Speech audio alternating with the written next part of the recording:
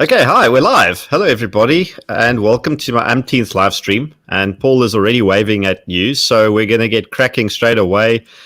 I've got Paul Oxley, the chairman of Gun Owners SA. That's my intro for Paul.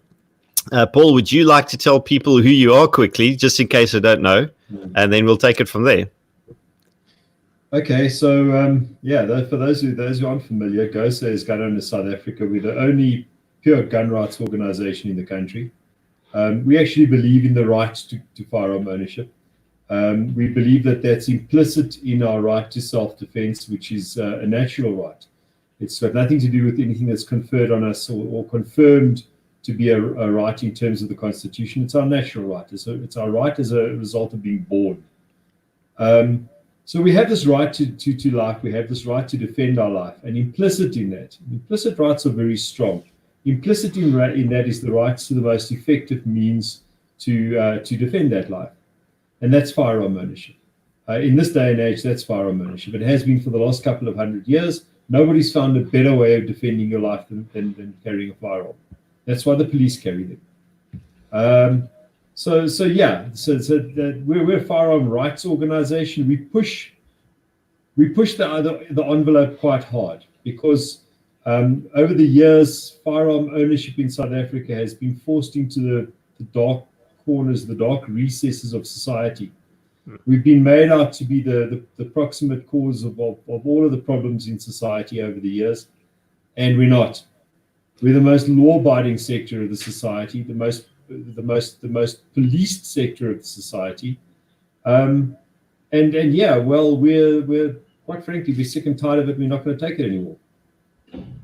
Well, that's we live in this era of our civil rights being trampled, roughshod under the heel of Bheki Cele and his thugs, and it's this wonderful awakening that's almost beginning to happen in the rest of civil society as their rights are being arbitrarily removed from them by not even any sort of official writ. It's like they're finally realizing the one thing that gun owners have been forced to live with for almost decades. And yes. On this note, we actually have a bit of, I think, good news because we've got let's first give a bit of background. There's an interdict that Gosa is defending in the Supreme Court of Appeals next week or the week after. Correct, and, the 22nd. And this is a very important interdict, which is almost 2 years old. So just maybe a quick explanation as to what exactly this interdict is and what it means. All right, so following on the heels of the disastrous Constitutional Court confirmation of the constitutionality of 24 and 28 of the Firearms Control Act in the beginning of 2018, the police made much of the fact that people now had to hand in the firearms whose licenses had expired. I need to preface this by saying the reason that the licenses had expired without being renewed is because the police broke the law. The police unlawfully disabled their electronic register system so that they could no longer capture renewal applications where the date of renewal was within the 90 days before expiry. This is unlawful. It's plainly unlawful. It's unlawful in terms of the black letter law. It's unlawful in terms of the forms which were promulgated by Parliament, not ordinary government forms. These forms, the forms that attendant to the Firearms Control Act, were passed as a part of a parliamentary process. They can only be revised by a parliamentary process, and they haven't been. And those forms make allowance for late renewal on good cause shown. The police then broke the law, and they tampered with the system. They sabotaged the state IT system. And the acting National Commission in the beginning of 2018 declared that they were no longer going to consider renewal applications for firearms where the license had already expired. He didn't have the power to make that directive. It's completely ultra vires, but he did it in any case. So this caused about just short of 500,000 people by the beginning of 2018 to be technically in possession of unlicensed firearms or firearms for which the licenses had expired. They were relying on the Constitutional Court case to save them. and the Constitutional Court case dropped them straight in the drain. It was a horrible decision by the constitutional justices. And the police then pounced on that and demanded that people bring their guns in. We saw this for what it was, a national security crisis. And we rushed to the North Gauteng High Court and obtained an interdict on the basis that the police were incapable of safeguarding the firearms and ammunition that they were demanding be handed into them. And we cited the simple example of the many thousands of firearms which the police had lost, that were in their custody, which they had lost or sold or had stolen, and it ended up, for example, with Colonel Chris Prinsloo's gun running trade to the Cape Flats gangs, etc., etc. The judge agreed with us entirely. He said, this is a national security crisis. The guns are safer in the safes of the no longer licensed firearm owners than they are with the SAPS. The SAPS almost threw a conniption when the interdict came down. They demanded that they had the right to appeal against an interim interdict, which is commonly not appealable at all. In any case, but then they fluffed their application to appeal against it, and we only ended up in court instead of in September when we should have. We ended up in court in December of 2018, and the sitting judge said, well, I can't stop you, because they threatened to run to the Constitutional Court if they were denied the right to appeal, to petition the Constitutional Court. And the judge said, well, look, I can't deny you the right to make a mistake. So if you're really insistent on it, I'll give you the right to appeal to the Supreme Court of Appeal. Now, the Supreme Court of Appeal is probably the highest proper court in the country. I would say proper court advisedly. The Constitutional Court is stacked with political appointees. The Constitutional Court believes in transformative justice.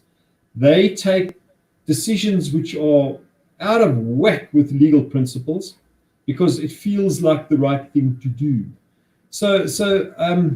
And which was the reason that they turned against gun owners in the beginning of 2018. Nonetheless, so the Supreme Court of Appeal is stacked with proper justices, their job is to closely examine the facts of the matter, and we have a full bench of justices hearing the matter, which is very good. So we have 5 justices hearing the matter. So the chances are that a decision that comes out of that process will be watertight, because there's nothing stopping the state from trying to petition the Constitutional Court to even have the Supreme Court of Appeal's verdict overturned. Of course, on the road to the Supreme Court of Appeal, the state managed to screw up again a couple of times. They failed to file their papers with the court within the allotted 30 days. I remember this. We told them, look, guys, you forgot to please where's your papers? Where's your papers? Where's your papers? The state attorney said, no, don't worry, we filed. We said, guys, the Supreme Court of Appeal doesn't know about your appeal. The justices are sitting around waiting to receive your papers. We told them this on several occasions, in writing even. They denied that they were remiss. Eventually, they figured out that eventually the state attorney blamed his secretary for failing to file. So said no, he'd only become aware of it now, perjuring himself nicely, because we'd actually told him, we'd actually received written replies from him saying, yes, I know about it. So he's perjured himself in his application. What they have to do now is they have to apply for condonation for late filing. So they have to ask the Supreme Court of Appeal to excuse them for screwing it all up, and to accept their late appeal. They've applied for condonation. They haven't yet been granted condonation. So, okay, that's important though. Technically speaking, there is, as we sit here now, no proper appeal before the Supreme Court of Appeal, until such time as the Supreme Court, as the president of the SCA agrees to allow the state to present their case. They have not yet got their proper appeal in front of the Supreme Court of Appeal. And we've seen the police try to lie and fluff the facts and say, oh, but in fact, certain other attorneys have made horrendous readings on this and have given opinions that, in their opinion, the effects of our interim interdict are stayed until such time as the appeal is heard, which just means they're not clever enough to actually have read our court papers, where the appeal was granted. We agreed to allow the state to appeal on the basis that they agreed that our interdict wasn't affected by the appeal. So that's just a plain misreading of matters and a miscommunication to the greater public. It's done us a huge disservice, but unfortunately that's what we've come to expect. Anyway, so the facts of the matter are that there is, as we sit here right now, no proper appeal before the Supreme Court of Appeal. It will only be approved on the day of the hearing, which is the 22nd of May. And the hearing is going to be pretty similar to this interview now. It will be a video hearing because of the COVID-19 lockdown. So that proves to be interesting as well.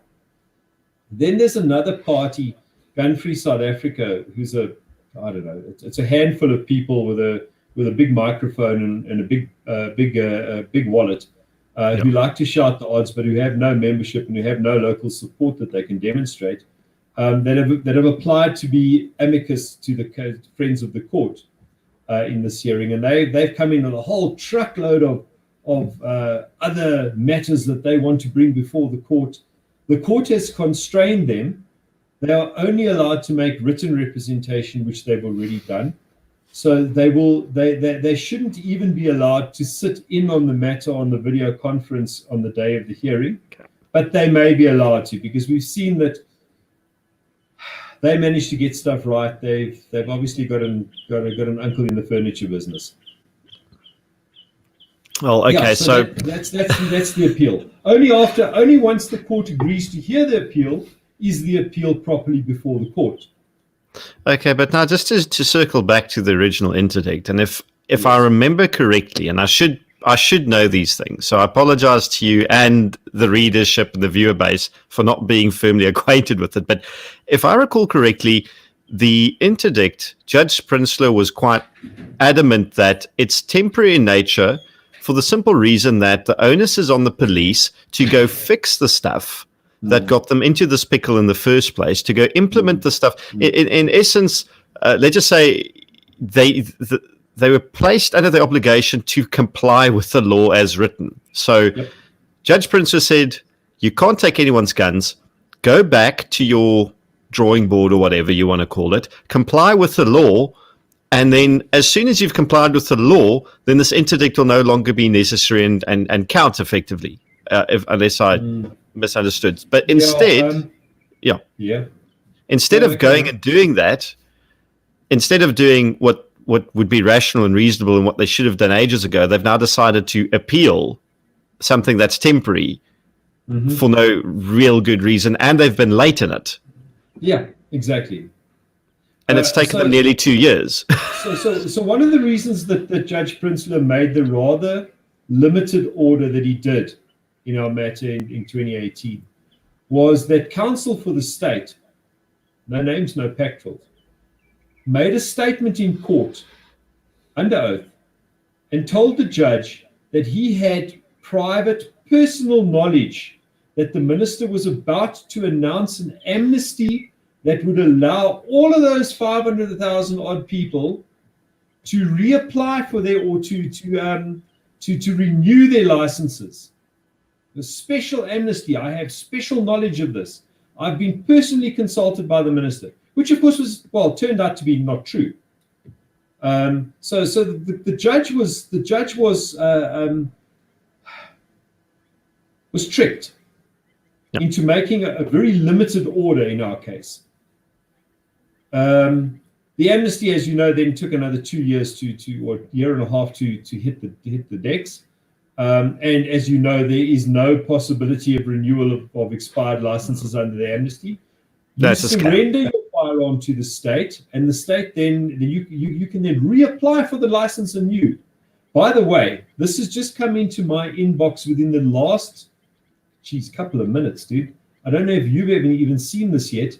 I'm just going to go through this now. There's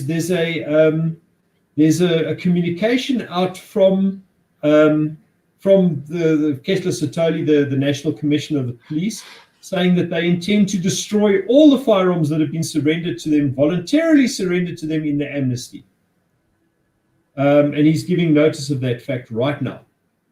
So, yeah, if you put your hopes on the fact that you handed your firearm in during the amnesty in the hopes that you would be relicensed, well, bad news for you.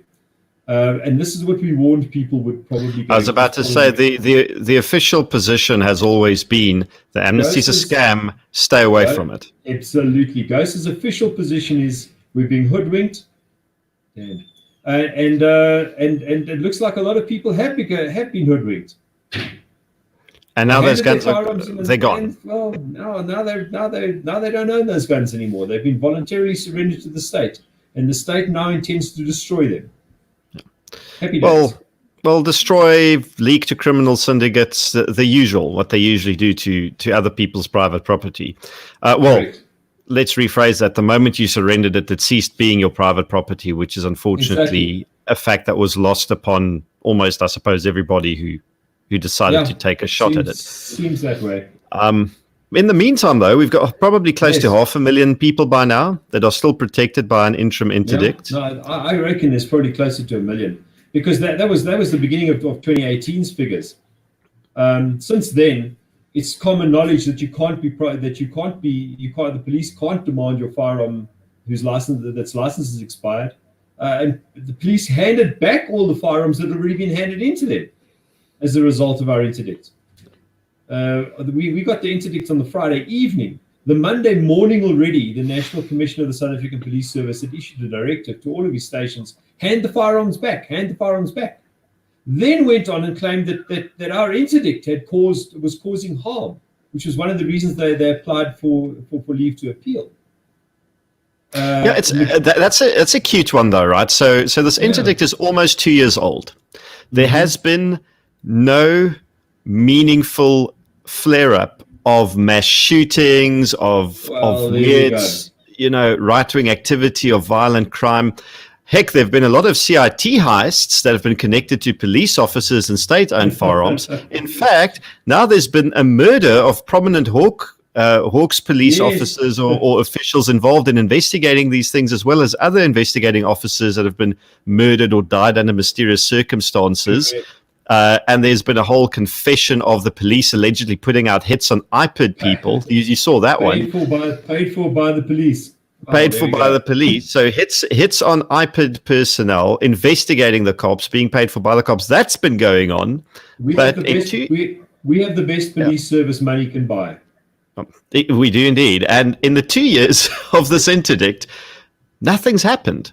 So I know we can't really talk about too much of the nitty-gritty about the appeal on the 22nd, because I don't know if it's sub judice or whatever, and you don't want to give your game away, but I do believe our papers are solid from what I've heard. Yeah, look, our case is simple. Our case is the same as it was in front of the court. The police have now claimed that we are trenching on the separation of powers. In other words, that the courts, by interdicting the SAPS from taking in firearms whose licenses have expired, are interfering in the legislative domain. The problem is that our case in 2018 and our interdict was founded on the principle that we're demanding that the police obey the law as it's promulgated, where they've been disobeying the law. So the trenching on powers falls flat on its face. I mean, there's just it's absolutely laughable. There's no possibility of any of that being valid or relevant. And that's the state's case. And the other thing is that we're causing irreparable harm by allowing the firearms to people that don't have licenses anymore to have their firearms. I'm sorry, the National Commissioner was the person that gave all the firearms back to the people. It wasn't us. Well, Paul, we are causing irreparable harm. We're causing irreparable harm to the criminal industries that rely on the cops selling them these firearms in order to perpetrate crime. That's exactly the truth. And we're possibly taking quite a knock out of senior officers and politicians getting, a cut of that money that would have been forthcoming. So we definitely touch somebody's pocket, which is why they're so iffy about it. An interesting thing that you need to bear in mind is that the same acting commissioner, Pashlani, that made the unlawful directive causing the police not to take in late renewal firearm applications, is the guy who stopped the special task team that uncovered Colonel Chris Prinsloo's supplying of firearms to the Cape Flats gangs. So they announced this huge success of trapping Colonel Chris Prinsloo, a serving police officer. Every time you hear about the police talk about it, they say ex-colonel. Yeah. Ain't no ex-colonel. He was earning a salary from you and me, the taxpayers of South Africa, when he was doing all of his nefarious stuff. Yeah. He's only an ex-colonel now that he's caught, but he was very much serving at the time. Indeed. In charge of firearms in Gauteng. So anyway, the same acting national commissioner, Pashlani, that made this disastrous directive is the guy who stopped the investigation, which was one of the most successful investigations into arming of the Cape Flats gangs, which raises another question, doesn't it? And by the way, he's now in front of the courts as well, because it seems that he took an awful amount of money away from the police. Took a lot of backhanders and bribes for forensic equipment that was supplied to the police. So the companies who did the forensic laboratory equipping would pitch up at his house and install sound systems and home theater systems, etc., etc. So it's just another example of the crooks looking after the crooks. So to segue away from us telling people the ugly truth about the people who are supposed to be the guardians of law and order in this country. Yeah. So we've got a solid case. We've got our papers are superb. We've got an excellent legal team. The state thus far has not actually been granted condemnation. So anything can really happen on the 22nd. There is anything can happen.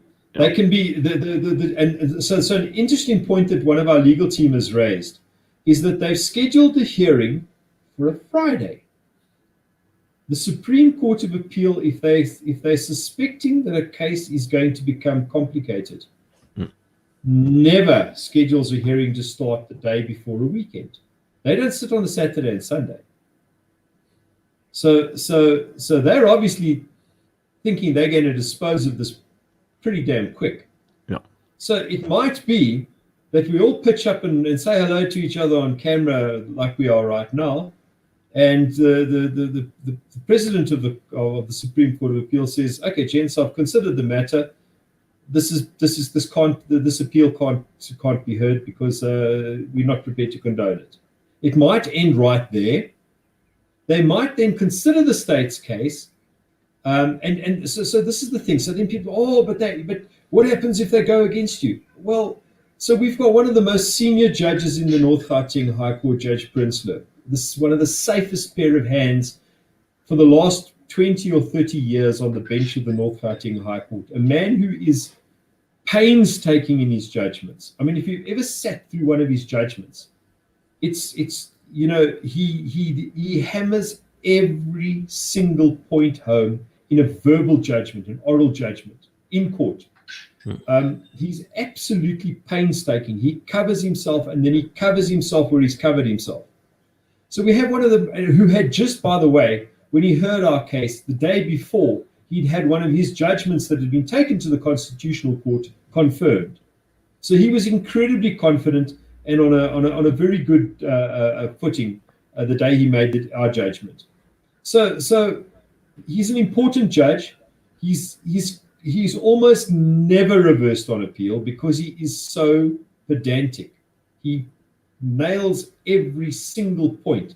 He specifically made the point in the judgment that it doesn't trench on the separation of powers. He specifically made the point in the judgment that in actual fact what we're asking for is for the police to uphold the law as it's written. he specifically said in the judgment that no harm will result because the people are the licensed owners, as it is. The fact that their license has expired is an administrative error. And the guns are safer in the hands of the original owners in their own safes. So it's almost impossible to imagine that the Supreme Court of Appeal, on the merits, on the arguments of the state, could possibly find against us. However, there's always that possibility. Going to court is a crapshoot. Every time they roll the dice, and you could walk out the loser. We don't think that will happen. We think that we've got a very good case. We know we've got a very good case. We think that the judgment that we're holding the judgment. These guys are trying to challenge the interdict that we're holding, and they're late. They may get chased out of court. Who knows? Yeah, and they're late. And I think I just need to, for people who aren't privy to the ins and outs of the Gosa legal team, it's a whole stack of barrack room lawyers who many among them who have made a considerable career out of taking the Minister of Police and other senior state officials and organs of state to court habitually. Indeed. This is not the sort of thing or the sort of case that just is almost summoned out of the ether. There's incredible amount of intellectual, intelligent application of legal knowledge and experience that went into drafting these papers, and Correct. I think the quality of them shows it, as well as the thinking. And if I had to go to war in a legal sense, this is the type of team I would most certainly want to have behind me. So that's the interesting thing, is we have a very committed team of volunteers, of volunteer legal professionals. We term them the Foundation for the Defense of Democracy, because we believe that firearms in private hands are the final guarantor of democracy. The world has shown, history of the world has shown that those democracies where the state, where the people hold the balance of power, are the most stable democracies in the world. So that's our defense. Or anyway, so that's our legal team. These guys have got hundreds of years of experience between them. They're the multidisciplinary team. They span different areas of the law. They're not focused on any one particular area of the law. We have constitutional lawyers. We have specialists in construction law. But the point is this: they see things from different perspectives. So we chuck an opinion or an approach that we want to take in front of these 15 odd lawyers, and when we ask them for their opinions, they all look at it with different eyes. It's not one firm of attorneys that's going to suffer from groupthink. They're from disparate. They're legal scholars. There's constitutional scholars. They look at it with different eyes, and they say, "Well, hang on, what about that? Or what about this?" And one lawyer or a small group of lawyers is never, ever, ever going to have the processing power of a group the size of the Foundation for the Defense of Democracy. There's no way they can cover the ground we can cover. There's no way they can examine all of the angles the way we examine all of the angles before we put a legal opinion out. Yeah. We get criticized because we put out legal opinions. We rush stuff into the courts and stuff like that. These things are incredibly well considered, and because we can consider them amongst a team of people. It's not just one guy working from dawn to dusk, working his fingers to the bone on the statute books. It's a bunch of guys, each picking on a different angle. It's much stronger. It's distributed net. They're incredibly passionate about it as well. It's not exactly that. Exactly that. And on that note, I do recall there was a fair amount of fundraising that was happening to get this, or rather to defend this interdict in the Supreme Court of Appeals. How has that actually been going? I'd assume not very well, considering economic circumstances. COVID-19 and the farce of COVID-19 is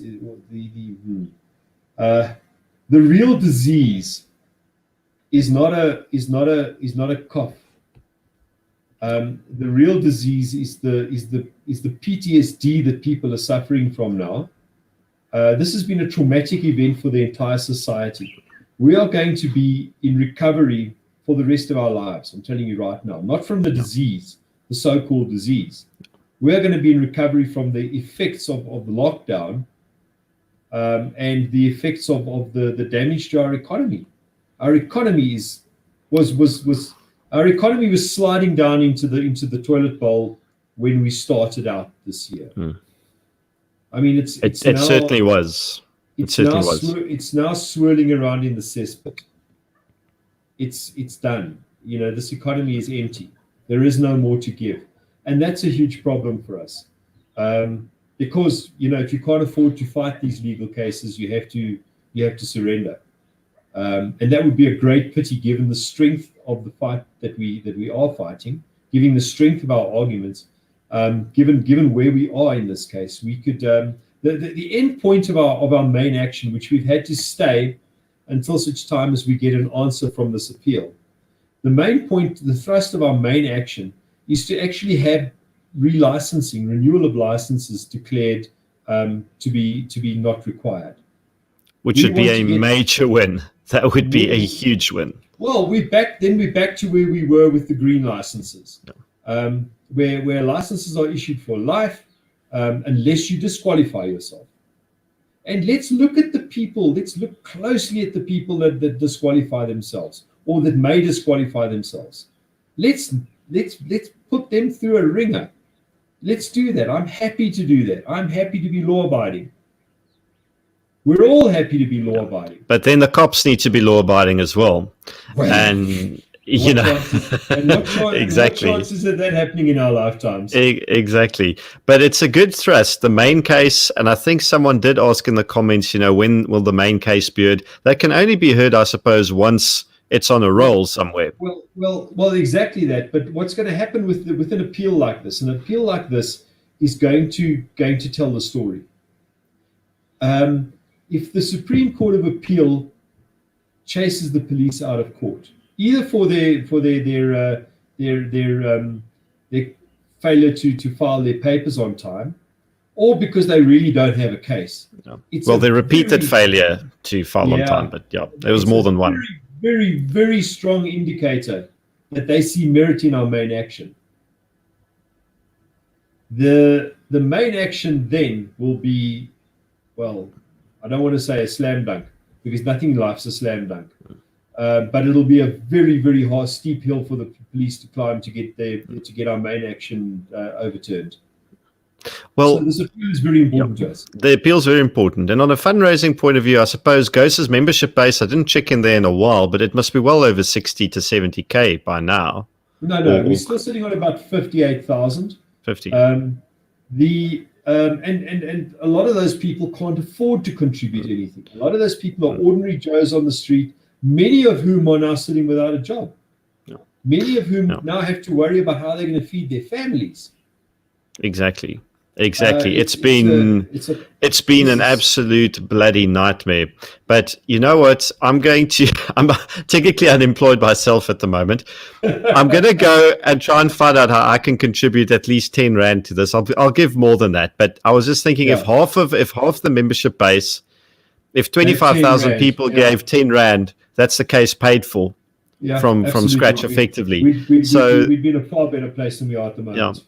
Yeah, so it's in essence, guys, I don't think we're not going to be asking for a lot of money, but if you've got 10 Rand to spare, quite literally, 10 Rand would be enough. That would be it. And we registered on PayFast as a cause, as a charitable cause, based on the fact that we're not for profit company, and that we act in the public interest. So go and use our PayFast donate button. It works very, very easily. It's very secure. They charge the very minimum of fees, so we actually get some money out of it. Yeah. The problem is with small donations, it's cheap. It's cheaper than setting up the SMS line, because those guys really nail you. They bend you over. They bend you over solidly. And it's the Yeah. unfortunate thing with them is I think we did investigate getting like a cell phone based thing, but it's just there are subscription fees that were involved in it. Oh no, absolutely. If somebody donates 50 Rand, we would maybe get 2 or 3 Rand out of it. Well, look, if you had a massive, if you had a massive membership base like AfriForum, which is like 200,000 plus people, 250,000 plus that are signed up and registered, then it makes sense. But then the economies of scale are there. But we're just not big enough yet. It's getting there though. So I suppose this is my clumsy appeal at fundraising. So if everyone could just give $10 to Gosa, that'll help hugely, and we can go kick ass in the Supreme Court of Appeals.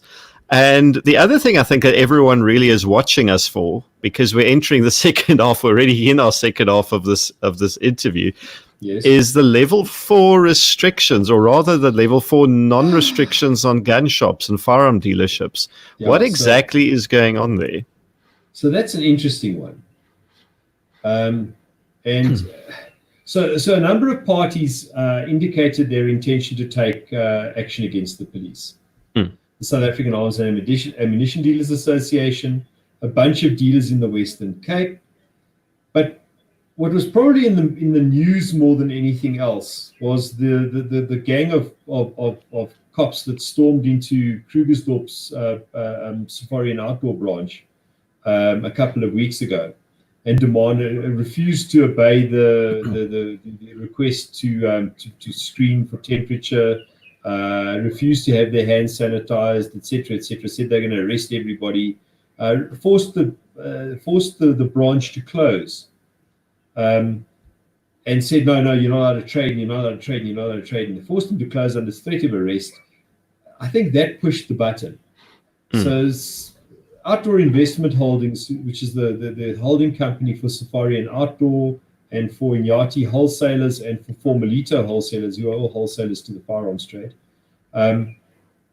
rushed to the North Gauteng High Court last Friday afternoon with an interdict against the police, and they were granted their urgent. The police... Well done to S&O, by the way. I have to give them a lot of love for that. Absolutely. They took the bull by the horns, literally. And they didn't just sue the Minister of Police or the National Commissioner. They sued the Minister of Police. They sued the Minister of Cooperative Government and Traditional Affairs. And they sued the Minister of Trade and Industry. So the bench on the defendant's side, on the respondent's side, must have been jam-packed. It must have looked like a school rugby match, the grandstand at a school rugby match.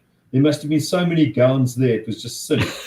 In any case, but the judge was not swayed by the state at all. Not at all. She made the order exactly as Outdoor Investment Holdings had asked for it. And the order is very interesting because the order doesn't actually say tremendously much. All it refers to, it says that Outdoor Investment Holdings can trade, and they can trade in all of the goods contained in the appendix, and none of the goods are contained in the appendix of goods that are saleable, and none of the goods that are non-saleable. There's an appendix at the back. Appendix A is the saleable goods, and it's a long list of stuff. Includes pretty much everything. Appendix B, which is the non-saleable goods, is a dozen items. It's inconsequential things which they don't really care about. So the judge made a broad order, referred only to the regulations for level 4, didn't specify any of those regulations. Now, inside that, there's a story to tell as well, because everybody assumes that the Department of Trade and Industry's CIPC, the Commission... That's Minister Patel, the guy who's regulating underpants and socks at the moment. That's the guy. That's the one. Anyway, so the CIPC, who gives these certificates of essential service providers to registered companies, has been assumed to be the government authority that gives the certificates. However, there's nothing in the Act that says that. There's nothing in the regulations that gives them that power whatsoever. It's something, again, that they've arrogated to themselves. It's unsupported by the Act. There is no empowering legislation, so it actually means nothing. So then we go back to the DMA, to the Disaster Management Act, and we look at what the Disaster Management Act talks about. And the Disaster Management Act merely says that unless you're going to purchase something which is essential to you, you're not allowed to leave your house. Very broad interpretation, or something that's open to a million different interpretations. So all that the judge does is punts back to that. There, inside that, there's also all of the personal protective measures which are demanded by the Disaster Management Act, face masks and hand sanitizers and limited people inside the shop and social distancing and all those sort of good things, which are real good things, which will help to flatten the curve, etc., etc., etc., etc., etc. So it's quite possible that the judge was only intending to refer to that. However, she said, subject to the regulations in level 4.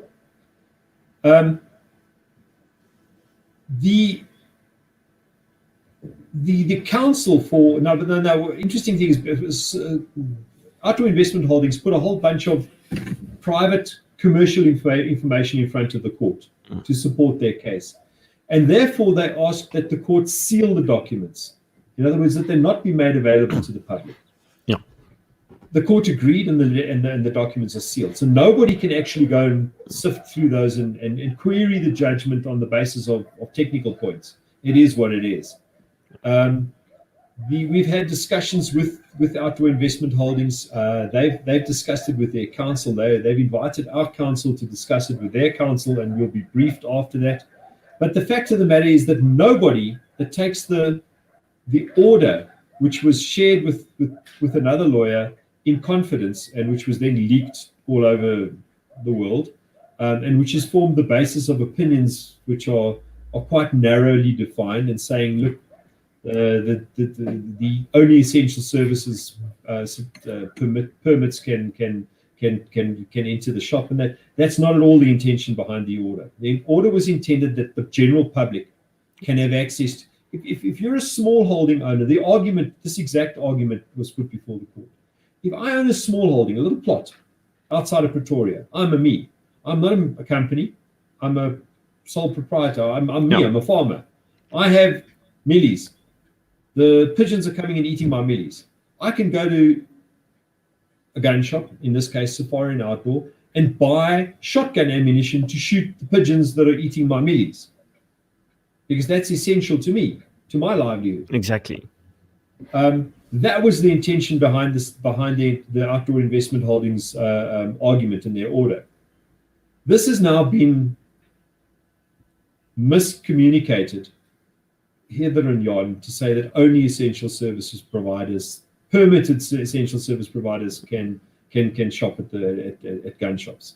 That's not the intention of the order at all, and we have this directly from Outdoor Investment Holdings, and their counsel stands behind it, and our counsel stands behind us saying this. So if there are any barrack room lawyers out there that like to argue the toss, well, sorry for you. You've got the wrong end of the stick. You don't know what you're talking about. Please shut up and save yourself some embarrassment. So in summary, you can go as an ordinary citizen to your small gun shop, independent gun shop around the corner, and you can go buy 9mm ammo for your handgun, according to this. Your personal protection, for the protection of your family. That's essential to my family. I don't know about yours. Well, the ridiculousness of this is we used to have, or we still have, I believe, a legal doctrine that says anything that the law does not expressly prohibit is allowed. Is permitted. Now, correct. We've got the stupid amendments to the Disaster Management Act and regulations where Patel goes and itemizes the stuff you're allowed to buy. That's it, in direct contradiction to how the law works. Exactly. Dude, they're allowing people to buy certain perfumes and not others. Perfumes. No. Certain perfumes are listed as available and certain as not. Who the hell decided on that? Does Mrs. Zuma have an uncle in the perfume business as well, or a son in the perfume business, as the case may be? No, absolutely. Like she has a son in this illegal cigarette trade, clearly, and whatnot. Yeah. But is Glenn tuned in by any chance? Is he, is he listening to us talk smack about him? But at the same time now, I fear there's going to be continue to be confusion about S&O's or Safari Outdoor Holdings' court order. Would there be any way that we could publish official opinion from our barrack room lawyers, and and we can make that public? So we've been Outdoor Investment Holdings has been kind enough to give permission for our counsel to approach their counsel. So they talk at a confidential level, and then they'll brief us. And the comeback that we've had thus far is that our understanding is absolutely solid. That the general public is allowed to shop in gun shops. It's what was quite telling, quite interestingly. The order had hardly been given in the High Court when the Western Cape Central Firearms Register, Provincial Central Firearms Register, a certain Colonel van Lille, who's regionally infamous in taking a very hard line, issued a short and terse statement to all cluster commanders saying, here's a copy of the judgment, here's a copy of the order, pay attention to the items in the appendix. Although it was granted in Outdoor Investment Holdings' name, it is of application to all gun shops. Please inform your members immediately. So it looks like the Western Cape has now taken the lead in promulgating the effects of this order and warning SAPS to keep their hands off gun shops. It's the only possible. It's an amazing order.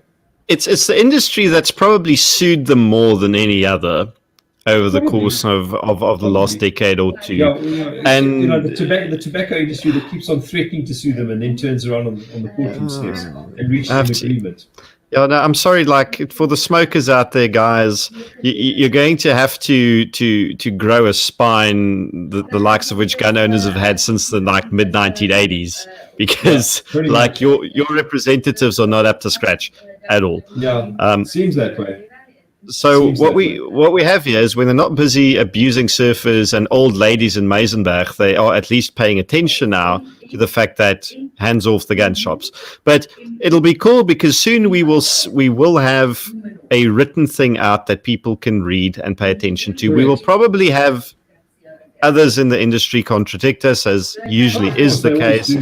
So but it's that whole not invented here syndrome. Everybody wants to think that they're the smartest guy in the room.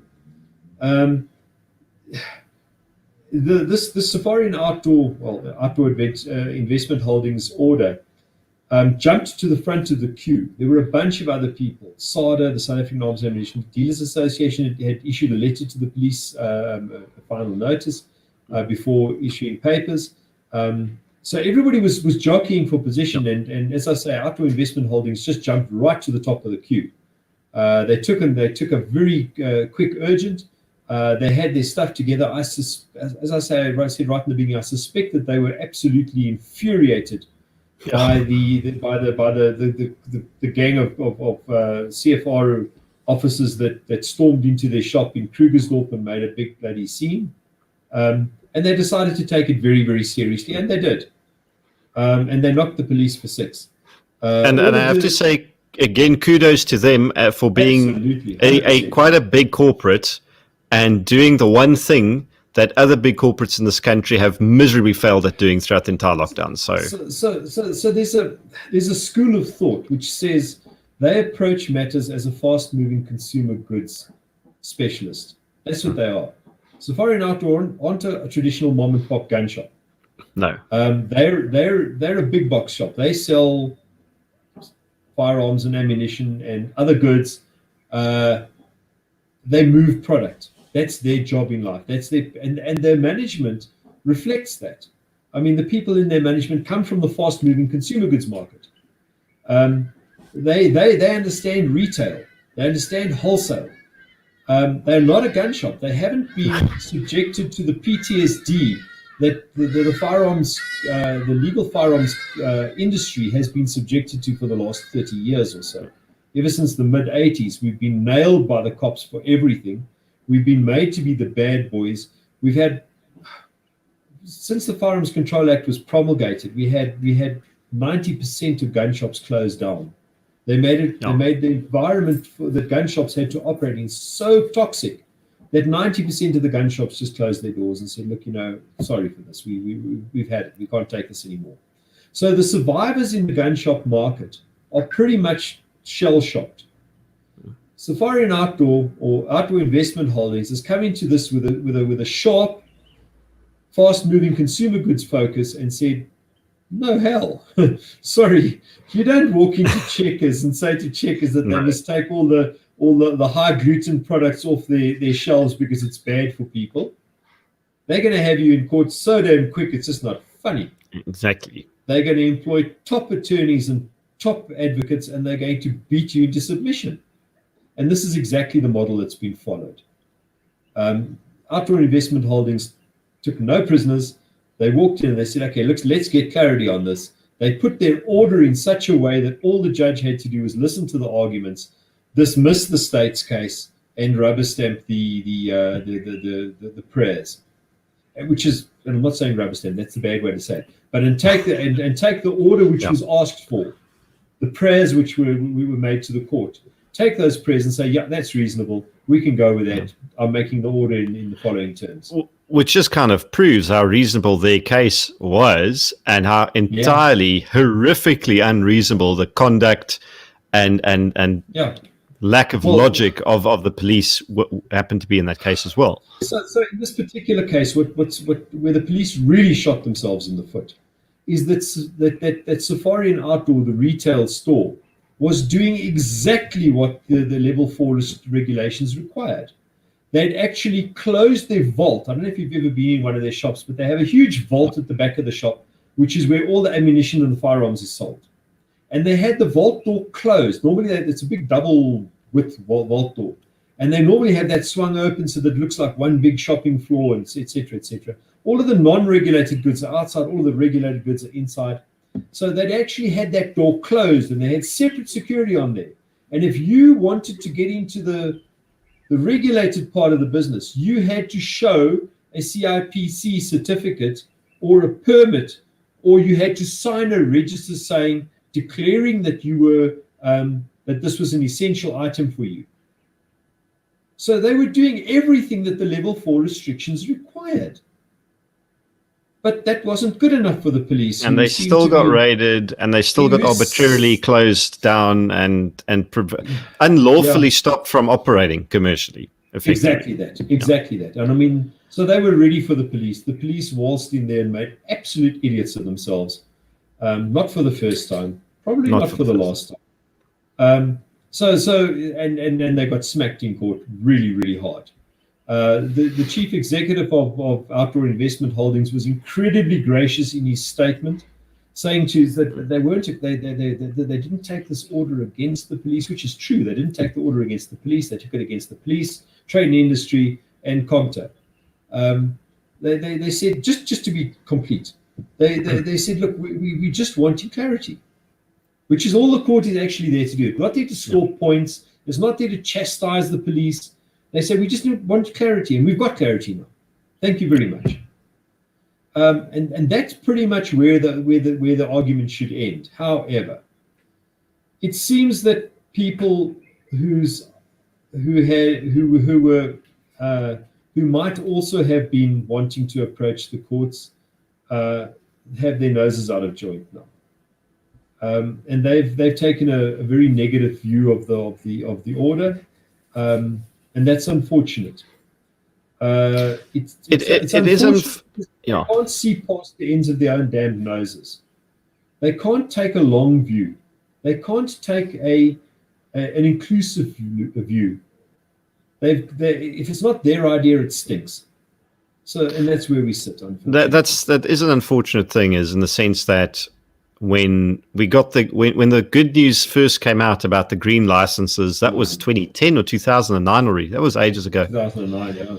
To this day, people are still arguing about a concept that has been in existence for 11 years, that has never been challenged, and that has been accepted as fact and status quo. It was comprehensively put to bed right there in 2009, and in the hearing of the court case, in the court papers, which were made available to everybody. Some people just chose not to see it. They just chose not to see the wood for the trees. They were more concerned about pumping up their own egos, and making statements and making things seem to be more difficult and more complex than they were. And so we had So we had issues about that still to this day. When the Gosa interdict first came out, there were issues about that. Oh my Lord. When the police admitted they, or rather attempted to appeal it, there were issues about that. So we do have a bit of a problem in our community, that we're almost like pessimism junkies, in the sense that we can never, ever just get off on the good news for a little bit, because occasionally rhyme, reason, and human decency does triumph over evil and irrationality from the authorities, and occasionally we do win. It's a ceaseless fight, and it's not going to end. But and I think this is, Isn't that the whole thing about freedom and democracy? You get the freedom and democracy you're prepared to fight for. Exactly. It's always that. Big government, statists, special interest groups will always try to control us, will always try to push us into pigeonholes. If we're not prepared, we as citizens, if we're not prepared to assert our own rights, if we're not prepared to stand up and be counted, then we deserve to be governed like that, quite honestly. If you want to be a whipping boy, be a whipping boy. I don't care. It's nothing off me. Well, it's the 4 boxes for the not a chance. The 4 boxes for defense of liberty and democracy. And I don't know if Rick McNamee is in the comments, because he loves this one. And it's the soap box, the jury box, the ballot box, and the last one is the ammo box, to be used in that order specifically. And all the rest fail. Yeah, all the rest fail, and we're still safely on the soap box and jury box at this stage. And as I said, and it's getting more intensive on those two. Private firearm ownership is the last guarantor of democracy. Yeah, it's the law. It's the line in the sand. It is the point that nobody dares go beyond, because they can't, because they don't have the monopoly of power. No government is anti-gun. Governments are incredibly fond of guns, but they want them all themselves. Exactly, they want the monopoly. Control of the guns. It's the monopoly of power of lethal force that's at issue. And I think that brings us up to the last 2 minutes before you got to go and I've got to go. But 2 things I want to end off with, and then I'm going to let you end the show for us, Paul, is 1, if you've got $10, please give it to Gosa. You can find them on Facebook, where the Facebook group is. You can find them on a Google search. And if you don't know where to find them, find me and I'll help you find them. So if you've got $10 to the Gosa court case, they'll make a huge difference. And secondly, I think we all know what happens in countries where civilians are disarmed. There's so many case studies out there. You know what the next step is. That is the line in the sand for a very good reason. And Paul, any closing thoughts from your side? Guys, look, it's been one of Gosa's abiding dreams to unite the firearms community, because we're a community. Most people, we come from disparate backgrounds. We're as diverse as a box of Smarties. We really are. The one thing we agree with is firearms, and firearms actually, private firearm ownership is actually a unifying factor, because you've got to have certain core values to be a firearm owner. You really do have to, because you get put through the ringer, you get chased from pillar to post all the time. You've got to be a pretty solid citizen. Anyway, so once we found ourselves and we unite, why the hell we can't just all speak the same language? We're not asking for everyone to speak with one voice. I'm the chairman of Gosa. I would love everybody to be Gosa members. But I don't care whether you're a member of Saga. I don't care whether you're a member of Gosa. I don't care whether you believe in SA Hunters, whether you're a sports shooter. I don't care. But belong to somebody. put your vote to use. Put the power of your support behind some organization. We don't care who, honestly. And I think that that's spot on. That's a great inclusive message, better than what our president gives, as opposed to starting with my fellow South Africans, my fellow gun owners would be a nice one. And that brings us to an hour, Paul. Thank you so much for taking the time and having this chat. And hopefully you can work another one in before the appeal or maybe just after. So we'll be in comms. We'll be in comms offline. Thank you for the invite. Absolutely. Thank you for coming on. And cheers, everybody. Thanks for tuning in. Bye. Bye.